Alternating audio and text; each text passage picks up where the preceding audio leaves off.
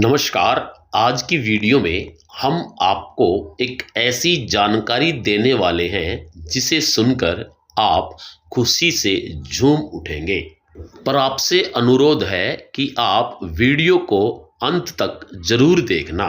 तो चलिए वीडियो को शुरू करते हैं और आपको एक बहुत ही अच्छी जानकारी देते हैं।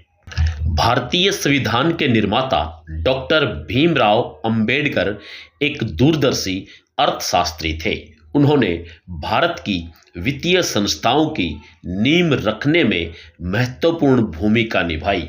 उनकी प्रसिद्ध पुस्तक द प्रॉब्लम ऑफ रूपी 1923 ने भारतीय रिजर्व बैंक 1 अप्रैल 1955 की स्थापना का खाका तैयार किया, जिसने देश की मौद्रिक नीतियों को आकार दिया। यहाँ बताया गया है कि बाबा साहेब ने 1923 में एक पुस्तक लिखी थी जिसका नाम था द प्रॉब्लम ऑफ रूपी। इसी पुस्तक के आधार पर 1955 में भारत में भारतीय रिजर्व बैंक की स्थापना हुई थी। बाबा साहब ने कहा था कि भारत का इतिहास बौद्ध धर्म और ब्राह्मणवाद के बीच संघर्ष के अलावा कुछ नहीं है। राष्ट्रीयकृत बैंक ब्राह्मणवादी मनुवादी सिद्धांतों पर काम करते हैं। वे हमारे लोगों से जमा स्वीकार करने के लिए उत्सुक रहते हैं, लेकिन जब कर्ज देने की बात आती है तो वे हमें वित्तीय सहायता से वंचित करने के लिए अनगिनत बहाने बनाते हैं। यहाँ बाबा साहब ने राष्ट्रीयकृत भारतीय बैंकों के असलियत को उजागर किया है। उनके इन्हीं विचारों से प्रेरित होकर उनके पड़पोते राजरतन अंबेडकर, जो बौद्ध सोसाइटी ऑफ इंडिया के अध्यक्ष और बैंकॉक में वर्ल्ड फेलोशिप ऑफ बुद्धिस्ट के सचिव भी हैं, ने doctor Bhimrao Ramji Ambedkar multi state cooperative credit society limited की स्थापना की है। यह देश का पहला अनुसूचित जाति और बौद्ध सहकारी क्रेडिट मंच है, जिसकी पहली शाखा कल्याण ठाणे जिला महाराष्ट्र में शुरू हो चुकी है।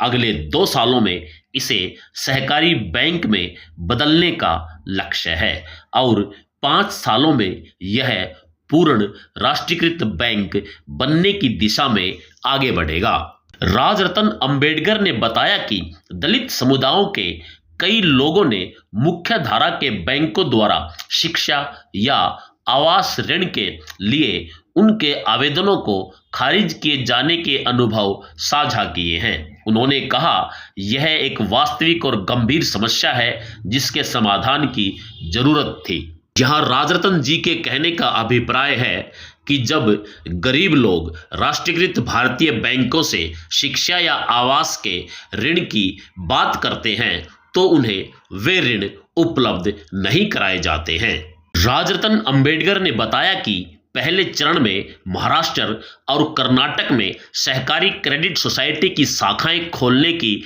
अनुमति मिली है। बाद के चरणों में अन्य राज्यों में विस्तार किया जाएगा। योजना है कि हर राज्य की राजधानी में कम से कम एक शाखा खोली जाए, जबकि महाराष्ट्र में हर जिले में एक शाखा खोलने का प्रयास किया जा रहा है। वित्तीय वर्ष 2024-2025 में कार्य महाराष्ट्र और कर्नाटक तक सीमित रहेगा, लेकिन अगले चरण यानी 2025 और 2026 में अन्य राज्यों में विस्तार किया जाएगा। सिर्फ 2 सालों में इस अवधारणा को जबरदस्त समर्थन मिला है। पिछले कुछ महीनों में ही 50,000 से अधिक लोग शेयरधारक बन चुके हैं। राजरतन ने कहा, हमें बहुत अच्छी प्रतिक्रिया मिल रही है। हमारी ठाणे शाखा में हमने 9 कर्मचारियों की एक समर्पित टीम की भर्ती की है। उन्होंने बताया कि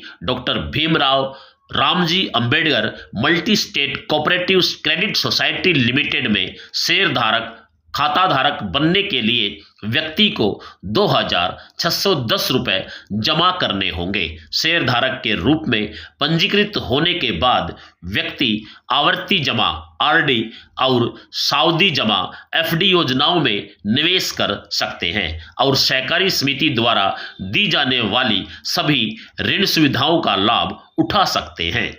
इसके अलावा राजरतन जी ने बताया कि एक वर्ल्ड बौद्ध यूनिवर्सिटी की भी योजना है जो 700 करोड़ रुपए की एक अलग परियोजना है, जिसका उद्देश्य बौद्ध शिक्षा और वैश्विक नेटवर्किंग को बढ़ावा देना है। तो ये थी वो बहुत ही महत्वपूर्ण जानकारी जो बहुजनों के सपनों को साकार करने में कामगार सिद्ध होगी। अब बहुजनों का भी अपना एक बैंक होगा जो सभी मूल निवासी बहुजनों को आर्थिक रूप से मजबूती प्रदान करेगा। आपने वीडियो को सुना, इसके लिए आपका बहुत बहुत धन्यवाद। नमो बुद्धाय। जय भीम, जय भारत।